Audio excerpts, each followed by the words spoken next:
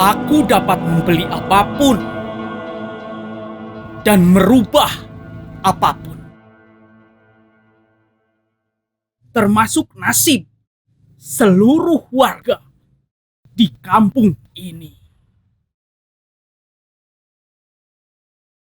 Itu karena aku percaya bahwa Tuhanku ada di setiap lembar uang. Kau tahu, Ustadz, berapa banyak pejabat yang bertekuk lutut padaku? Berapa banyak aparat yang bersujud pada kakiku? Itu karena apa, Ustadz? Uang. Ya, uang. Coba kau artikan setiap untayan kata-kata yang keluar dari mulutku, Somajaya. Aku tidak berani, Tuan Badrun. Aku tidak ahli dalam hal apapun. Jangan melebihi batas, Tuan Badrun. Kau seorang muslim. Pak Ustadz hanya menagih janji amal jariahmu. Aku hanya meminta kau sebagai orang terkaya di kampung ini untuk segera menuntaskan pembangunan Masjid Al-Fuqara dan bukan berbicara tentang Tuhanmu. Ini artinya sebuah kebodohan yang sedang dipertontonkan oleh seorang ustadz. Kau penerima infak tiap bulan dariku. Bertahun-tahun menafkahi anak istrimu dari uang infak yang kuberi. Setiap amplop yang kau terima setelah selesai khutbah itu atas sumbangsih dariku. Dan kalau tidak ceramah, kau dapat uang dari mana?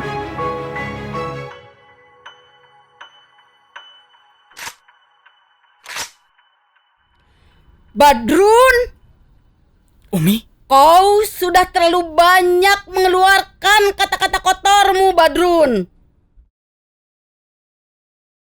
Sekarang, aku mau tanya, apakah uang yang kau anggap sebagai Tuhanmu itu bisa menolongmu dari senapan ini, Badrun? Umi, kenapa kau marah padaku? Jika kau merasa Tuhanmu itu bisa menyelamatkanmu dari kematian, coba panggil dia untuk menyelamatkanmu, Badrun. Umi, tahan emosimu.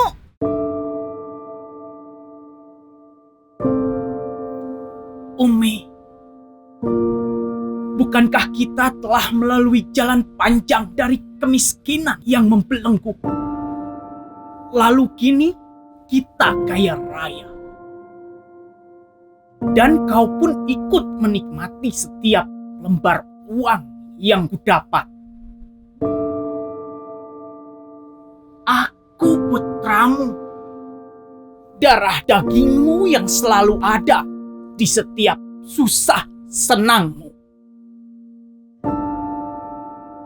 Lalu untuk apa kini kau berdiri dengan senapan di tangan? Untuk menjadi jagal pada darah dagingmu sendiri? Kau sudah keluar dari sumpah seorang muslim, Badrun. Jika kau tidak mengucapkan lagi kalimat syahadat di depanku ini, maka kau pantas mati, Badrun. Uangmu hanya benda mati yang dapat kau belikan apa saja.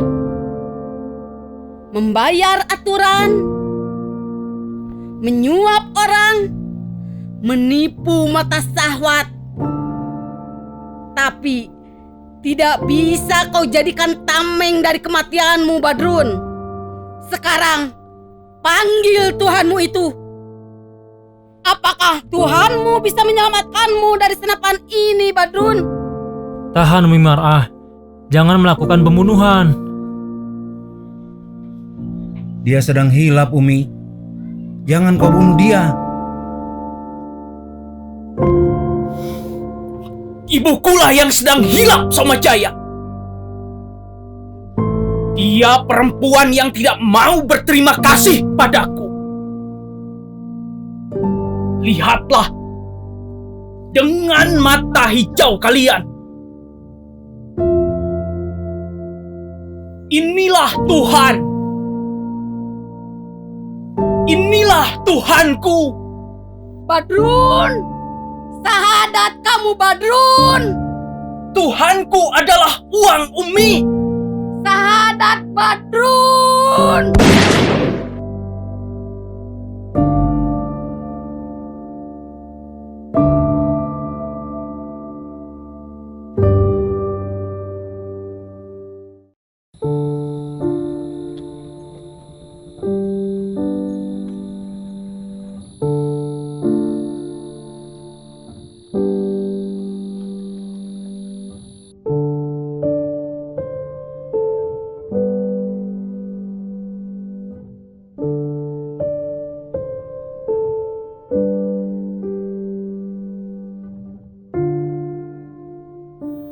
Di negara hukum, semua masalah harus diselesaikan secara hukum.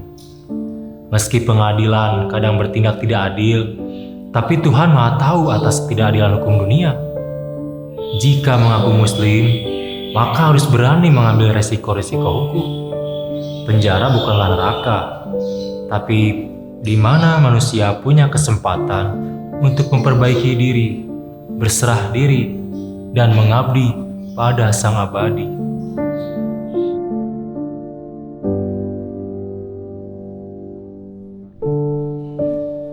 Takdirku tidak bisa diulang kembali, Ustadz. Banyak masalah yang aku bangun sejak kisah hidupku dimulai dari nol hingga kekayaan menjerat anakku dalam lingkaran kekuburan, Ustadz.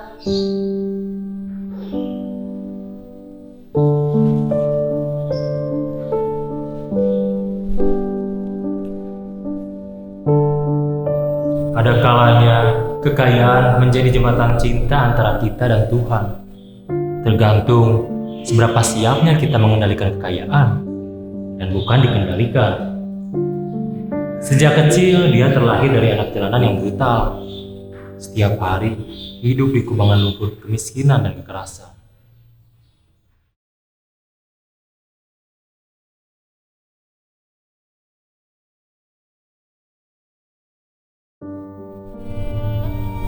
Aku pernah marah pada nasib, memberontak pada takdir. Bahkan menganggap Tuhan tidak adil. Ibuku terbuang dari mahligai rumah tangganya, menyendiri di kamar-kamar gelap tanpa seorang suami. Aku diyatimkan oleh keadaan yang aku sendiri tidak tahu harus menyalahkan siapa. Ayahku tidak berlaku adil pada ibuku. Aku menganggap Tuhan membiarkan semua ini.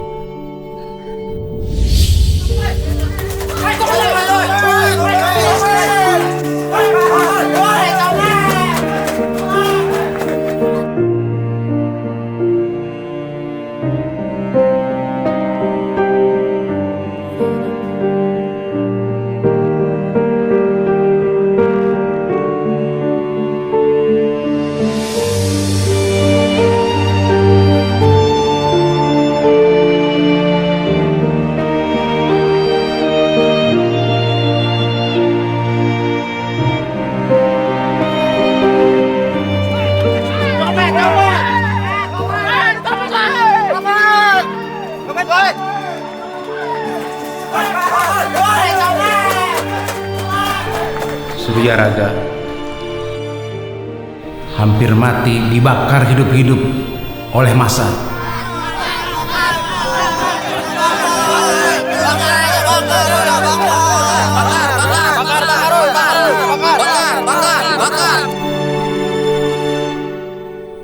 Mereka menganggap dia seorang pendosa yang harus dibakar.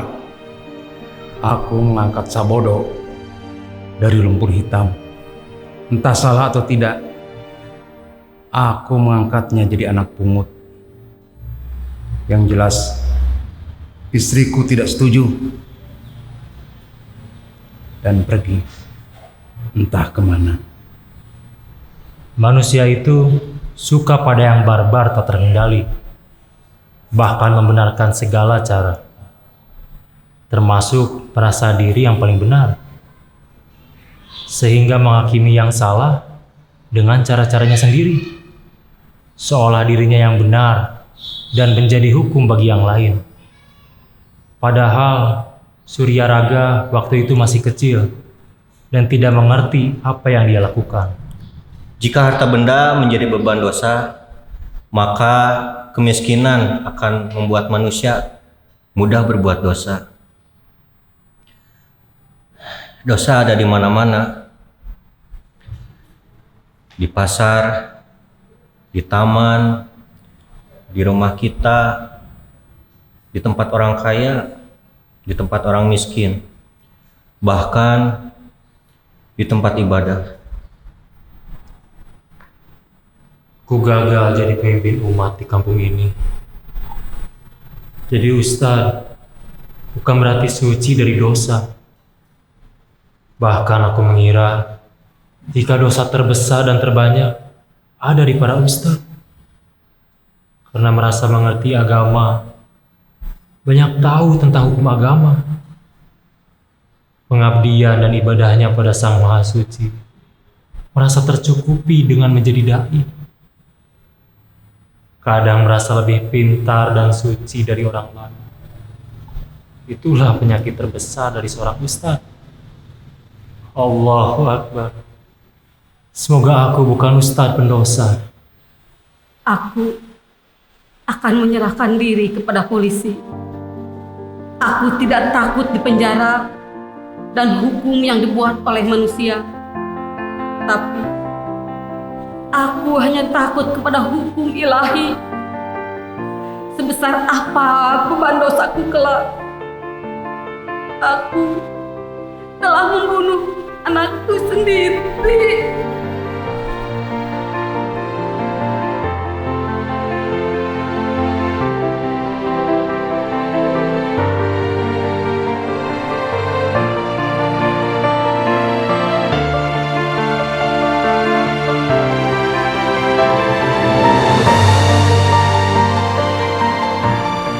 Aku hanya berserah diri kepada Yang Maha Kuasa.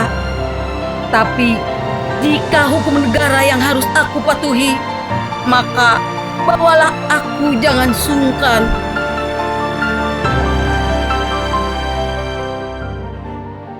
Aku datang kemari sebagai aparat. Tugasku membawa ibu atas perintah negara. Kuharap ibu mengerti pada tugas polisi.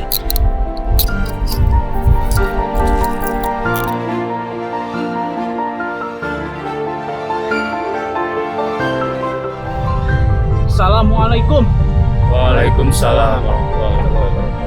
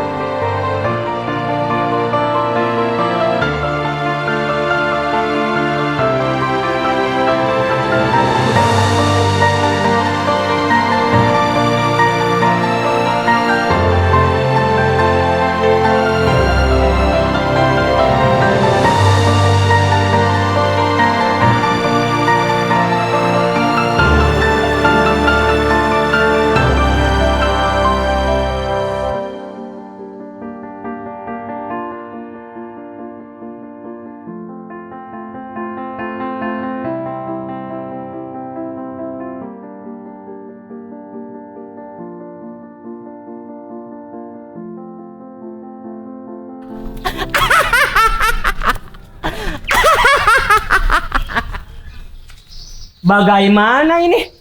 Setiap 5 langkahku melangkah, selalu ada masjid.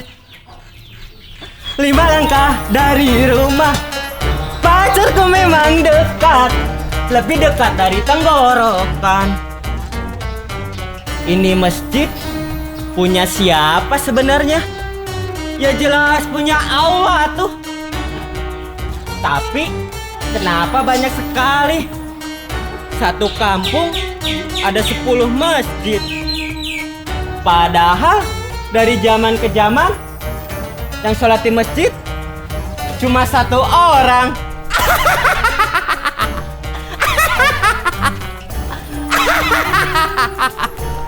Ampun para ustadz, malah berlomba membuat masjid.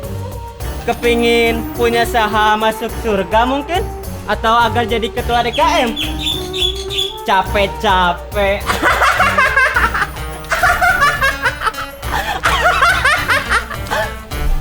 Ini siapa lagi Somajaya?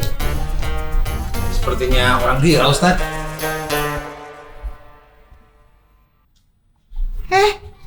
Siapa kamu? Pergi. Nanti dimarahin Pak Ustadz. Pergi. Memangnya ini tanah milik Pak Ustadz? Ini tanah dari zaman ke zaman milik Sang Pencipta, Allah Azza wa Jalla. Iya, ini masjid kepunyaan Allah, tapi dititipkan sama Pak Ustadz. Pergi. Hati-hati Somajaya. Ampun kalian mah suka ingin tahu urusan orang lain. Urus diri sendiri atuh. Sebelum mau mengurus orang lain teh. Itu lebih bijak dan berakhlak. Kepo kalian mah. Maaf, kamu sedang apa di sini? Ampun nih orang, selalu ingin tahu urusan orang lain. Dengar ya tuan-tuan, jika ingin tahu urusan orang lain, maka artinya orang itu tidak tahu jati dirinya dan keberadaan dirinya. Ia lebih hina dari makhluk yang paling hina. Kenapa kamu melihat aku? Aku jadi bingung antara orang gila dan orang waras. Tidak ada bedanya sekarang mah. Malah yang waras lebih tidak bermutu sikapnya. Hati-hati kamu bicara. Kamu sedang berhadapan dengan siapa? Biarkan Somajaya. Dia kan orang gila. Tuh dengar orang waras. Jadi orang jangan pemarah. Salah sedikit maafkanlah. Itu kata Roma Irama. Aku bertanya mewakili warga masyarakat. Dan harus bertanya kepada setiap tamu yang datang. Apalagi tamu yang tidak dikenal sepertimu. Usir aja Pak Ustadz. Dia kan orang gila. Kalian berdua dengar ya. Kalian kalau mau tahu orang lain harus tahu dulu diri sendiri. Memangnya kamu ini siapa? Hah?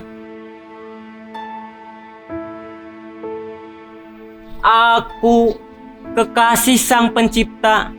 Pacarku lebih dekat dari tenggorokanku sendiri.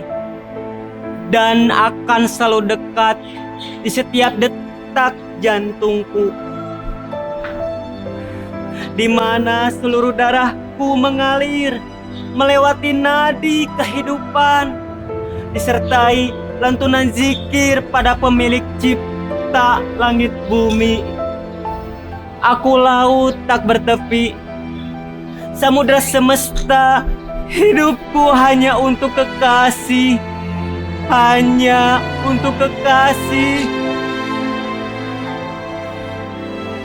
Aku datang dari negeri 1000 masjid, dan di dalam hatiku, aku sedang membangun sebuah masjid. Membangun masjid kecil dalam jiwa, tanpa uang, tanpa biaya, tanpa harus mengemis. Masjidku sudah tertanam di jiwa raga dengan fondasi kuat iman Islamku. Aku orang waras yang terkesima kecantikan dan keabadian Sang Pencipta. Aku orang waras. Aku orang yang waras, menjadi gila karena Sang Pencipta.